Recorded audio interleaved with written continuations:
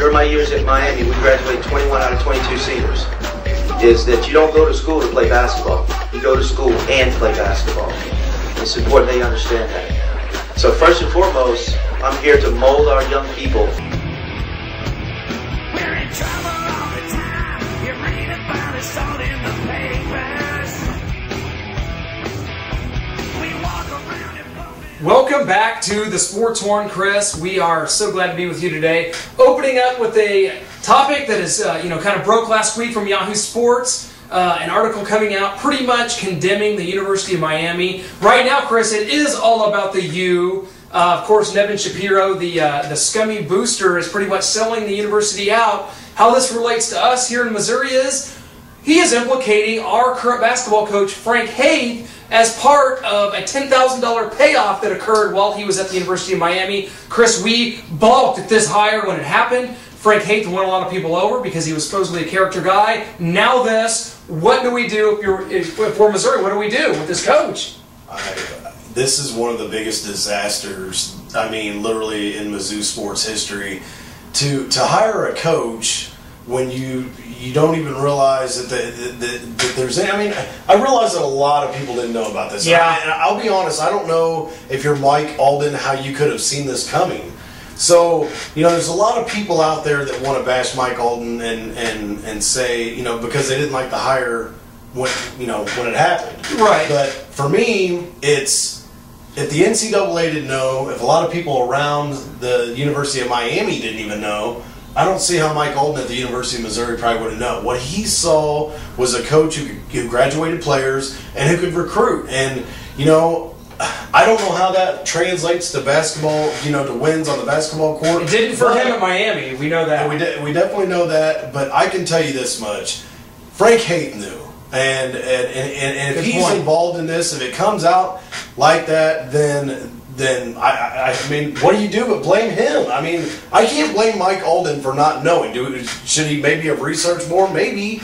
But even then, would he have actually found anything? Well, Chris, they've been working on this Yahoo article for a year. Nevin Shapiro has been talking about this, and and of course now he's just completely selling the university out. He's involved in a $930 million Ponzi scheme from down there. But look, Frank Haith was cavorting around with this Shapiro at strip clubs, okaying $10,000 payoffs, allegedly, to this no-name recruit, DeQuan Jones, I believe the kid's name was down there, who averaged 4 points a game. Not only was Frank Haith cheating, supposedly, he was cheating and had no success. Yeah. So, basically, if you're Missouri, you're in the middle of a fire that you didn't start, and you have to cut this off now. Yes. Yesterday. Well, I mean, the fans hated it. I mean, yes. I know I didn't like it. But when now, it happened, I tried to have the faith and hate like every other Mizzou fan. And, of course, the Kansas fans are just loving us, bashing us left and right, not that we care. But, well, it's an embarrassment to the university for something like this to happen. The guy hasn't even coached his first game, and he's either going to get fired or he's going to resign. And it's just shocking. it's not going to end well. I think for the University of Missouri, in the end, I think the best thing they could do right now is to go ahead and either ask him to resign. If he doesn't want to, I would fire him. Because regardless of Mike Alden knew, he knew, and we need to restore our image. And really, to me, our image isn't tarnished at this point. I think if you go ahead and you let him coach a couple seasons and then it comes out later, our image will be tarnished because of it. So I think we fix it now before it gets any worse. I don't think you fire Mike Alden. That's just me. Because I don't see how he would have known. If there was a way I felt that he knew about this and let it go, then you fire him. I don't think he knew. I think that he was as shocked as the rest. And I think he probably, when the news broke, thought, I'm losing my job. Chancellor Brady Deaton spoke up, and Alden has been, almost painfully silent throughout this. But Brady Deaton stated that he wants everybody to know that they knew absolutely nothing about this, which means that, like I mentioned earlier, this story has been going on for a year, has just now broken.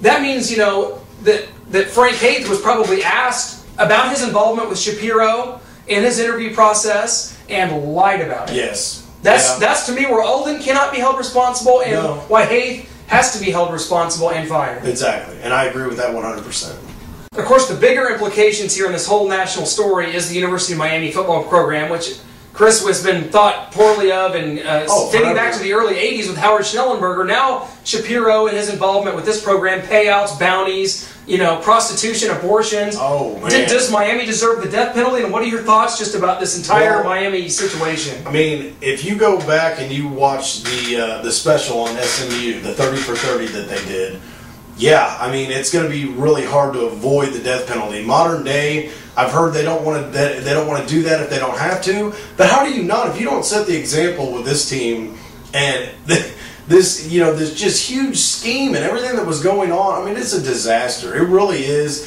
And you look back at the years of college football that went by with this team actually winning a lot of games there at Miami and it all being, corrupted. I mean, it doesn't just affect Miami; it affects sports in general. You look at the wins that could have went one way or another to change the national championship picture. To me, it's just a lot, and I think if you don't set the example with the death penalty with them, I don't know that you ever use it if you don't use it with them. I agree with that. We saw Ohio State in hot water just a couple of months ago for players trading memorabilia for tattoos. Guys, this is just dwarfs that. I mean, we're talking about... Oh, my God. Leaps and bounds. Of course, people will say things like this. People will say this takes place everywhere. Cheating happens everywhere. But guess what? Everywhere is not South Beach, Miami. That's right. Where you have escorts and $1.5 million yachts running around like it's freaking Miami Vice out there, minus the cream-colored suits. Yeah. I mean, that's what's going on out there with this program. And I agree. They got to put it down for a year. At least limit scholarships, TV, bowls. Got to take that all away. Well, that guy nailed him. I mean, he has over 10,000 photographs. All right, Chris, we have NFL football. 2 weeks of sloppy, crappy preseason games are in the books. We were there, man. We saw the Chiefs week 1 against the Tampa Bay Buccaneers. We were there, first row behind the Tampa Bay bench. Had a great time. How do you assess so far the Chiefs' performances? I know that it's preseason, and I don't know how to even really assess it. Well, let's start with game 1, the Tampa Bay Buccaneers game. We were there. We were 10 rows back on the visitor side, 48-yard line. We're right there. I mean, yelling at Aqib Talib, Devin Briscoe, ex-KUers. That was probably the highlight. Greatest comment was thrown out by Noah Groniger, and Mike Vick made a comeback. So can you, Aqib. I enjoyed it. It was phenomenal. It actually got a rise out of him, and to the point he was asking us. Exactly. So it was good. It was, that first game, Chris, was a tough performance against Tampa. Obviously, didn't get a lot done. Didn't really cross midfield until the second half. Tampa Bay beat us pretty bad. I don't know. Can you make any assessment? I mean, right now, here's Justin Houston looking very good. Yes. Some defensive players shining, but right now there's a lot of bright spots, a lot of positions of need that I've been pretty happy with. I wasn't in the Tampa Bay game happy with anything. I left that game thinking, okay, I know it's preseason, but it's preseason for the other team too. Right. And not only that, the effort was terrible. And I'll tell you what's even worse, and every news anchor and news station for sports has mentioned this, $27 to park in that parking lot is ridiculous for the product that was given for a preseason game. You will never see this guy at another preseason game in my life, and that I can guarantee you. I'm with you on that, Chris. $8 a beer. I can buy a 12-pack. Our largest entertainment was yelling back and forth between ex-KU scum. It really was. Second week 2 against Baltimore a couple nights ago. A little better rhythm. We saw our first string offense play a little longer. They put a field goal on the board. Wound up losing the game to Baltimore. Did you see any other bright spots from that game? Looked like Tyler Palco finally came in, threw a touchdown. He didn't look bad, and on top of that, I thought the first team played pretty well. At least they got the ball across midfield, for God's sake. So the running game looked pretty effective. I like the way they were mixing it up. If they can get better week by week, I think we're going to be fine. We show we can be competitive with Baltimore. I don't know if you have any insight into this, but I want to address it. The John Baldwin, Thomas Jones fight. Baldwin is injured in it, which, I mean, obviously, if any intelligent person would not fight Thomas Jones to begin with, let's be honest. He had these sort of problems at Pitt. Yep. We interviewed him before the season. I was impressed with them, and then this happens. Your thoughts? I want to know what you think about it. You were so dead on. We interviewed John Baldwin back in June when he was first arriving to Kansas City as the lockout was pending being over. And he seemed like a great guy, willing to work. Everything we've heard about since, guys, is that he is not willing to work. This whole fight started allegedly following him not wanting to listen to Todd Haley, Jamal Charles getting involved, and then Thomas Jones intervening and literally, bludgeoning Baldwin when he gets hurt in the fracas, hurts his wrist. That is not good for the team, missing valuable snaps in the preseason. It's selfishness. It seems like that this kid is, and Nick Wright said this exact quote, said that he is as advertised, meaning prima donna, not willing to work. And how is that going to help us? Here's my thing. When the guy came in, he knew what people were saying about him. He knew why a lot of Kansas City fans weren't excited about it. You go out and you live straight up to that bill, and then, where does he go from here? I mean, is this thing going to get fixed, or is this going to be worse than a Tyson Jackson pick, who, by the way, is making no progress, folks? It's going to get fixed, Chris, because this kid actually has talent. Now, Tyson Jackson doesn't. True. He's a guy that can stretch the field. He's got skills, but you know what?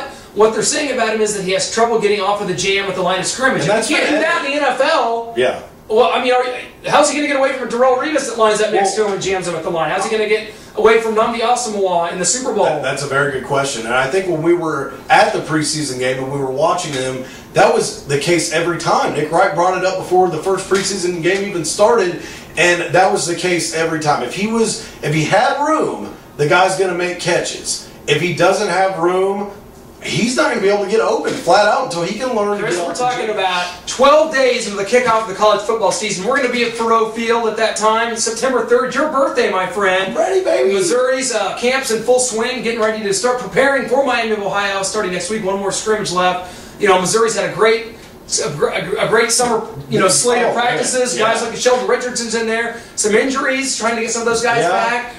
How do you feel as the season's approaching? Are you ready for week one? Because I know our players are. The Elvis Fisher thing was a big deal.